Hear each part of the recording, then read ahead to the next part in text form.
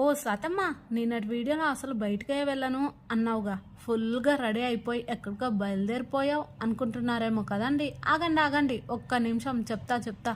వెళ్తే అందరం కలిసి గుడికో లేదనుకోండి మా ముగ్గురం యారాన్నం కలిసి అమాసకో పుణ్యానికో షాపింగ్కి అయితే వెళ్తాం. నేను మా ఆయన కలిసి ఒక్కరోజు కూడా అలా షాపింగ్కి కూడా వెళ్ళలేదంటే నమ్మండి.